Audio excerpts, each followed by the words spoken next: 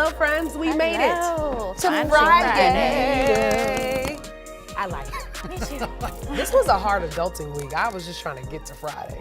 Finally Friday. It's I'm good sure news. that you all wanted to get to Friday too. Thank you so much for joining us for KARE 11 News at noon. I can't even get it out because I'm so excited about it. For sure. Hey, we do have a lot of things to update you on right now. We're following a potential strike at the airport where flight attendants say they could walk off the job. Plus, crews are back at the scene of a Minneapolis apartment fire searching for victims. Yeah, that's right. They're bringing in more resources today after finding 2 bodies under the rubble. So I'll kind of break down what that search looks like. Thank you so much for going into that. But first, we have to look at this weather. You said it was going to rain, and honey, it did. Yes, it is raining. We have widely scattered showers out there right now. It's nothing super heavy, and we are mixing in a couple of sun breaks, much to the dismay of our technical director. He has to white balance the outside shot every 5 minutes, it seems. And you can see nothing super heavy. Most of the, we're just seeing the light to dark greens out there, no yellows or oranges, which would indicate some heavier showers. And this is kind of what it's going to be like over the next few hours. These on again, off again rain showers, some drizzly conditions as well, but we should mix in a couple of sun breaks again from time to time. Temperature right now is 68 degrees. That's not too much different from what it was about 6 hours ago, so that temperature is not moving very much today. It is going to be a cooler and showery day today. And those showers could linger into early tomorrow morning, but will dry out by midday into the afternoon on Saturday. Sunday looking gorgeous, and that'll kick off a rather quiet stretch of weather that should last a good chunk of next week. Talk about a string of 80s in your forecast coming up, Alexis. Ben, thank you. And we're following up on heartbreaking news developing from an apartment fire this week in Minneapolis. We know now at least 2 people died in the incident, and crews are out today searching for others. Cece, I know this has been a story that you've been following for days now. What's happening? Yeah, like you mentioned, just a very sad update. Minneapolis Fire just posted on X about an hour and a half ago that they're still searching, but when they're done, they'll give an update. Early this morning, Minneapolis Fire went back out to the destroyed downtown apartment looking to make sure there are no more victims, search dogs with them this time. This comes after 2 bodies were found on the 4th floor under the rubble of the collapsed roof. The 2 bodies weren't found until the fire was about 40 hours old. Minneapolis Fire tells us they resumed rescue efforts when they found out a resident was missing. You'll remember this fire was very destructive. It sent 4 people to the hospital and displaced 30. At the time of the fire, the assistant fire chief told us firefighters didn't hear anyone saying they were missing someone. Now, as crews continue to search the debris this afternoon, we're hearing from the people who lived in this apartment in about 30 minutes what's next for them after their home was destroyed, Alexis. Cece, thank you. And we have new details today about the deadly hit and run out of Maplewood. A 34-year-old woman is now in custody facing murder charges linked to the incident. It happened Wednesday night before 9:30 on Larpenteur Avenue. Police say the hit and run started with a fight between 2 groups of women. 23-year-old Zachariah Anderson died at the hospital. A 22-year-old from St. Paul was also injured but is expected to be okay.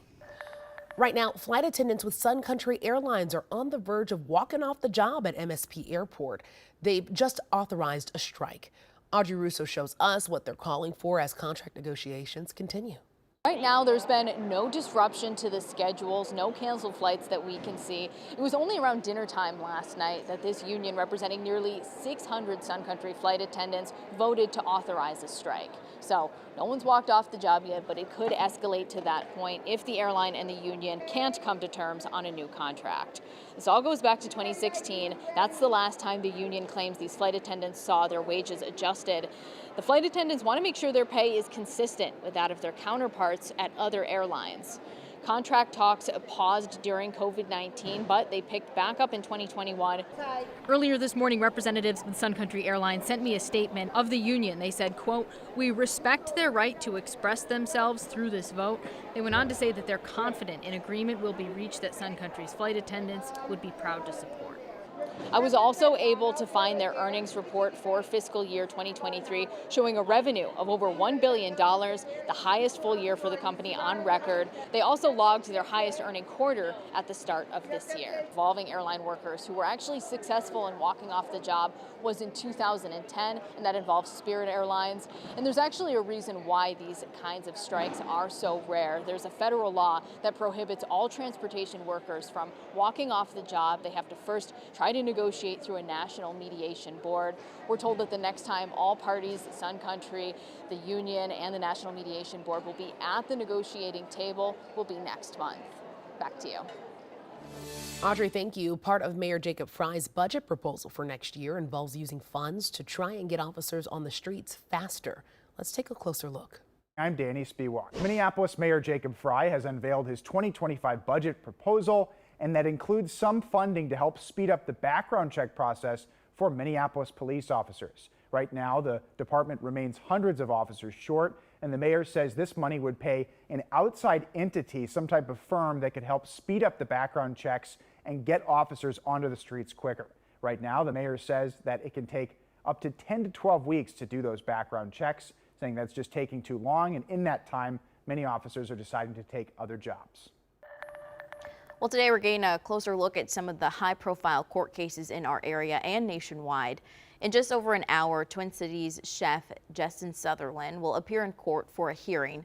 Police arrested Sutherland in early July, and according to court documents, his girlfriend told police he strangled her, broke her phone, and threatened to kill her multiple times. The documents say 2 people called 911, including the woman's sister and a stranger walking his dog who saw her and her hands up. Sutherland's attorney says the chef denies the allegations, saying he never pointed a gun and never strangled anyone. Meanwhile, we're getting some of the first images out of the court hearings linked to the death of actor Matthew Perry. 5 people have been charged, and so far 3, including a doctor, are in plea agreements for federal drug charges.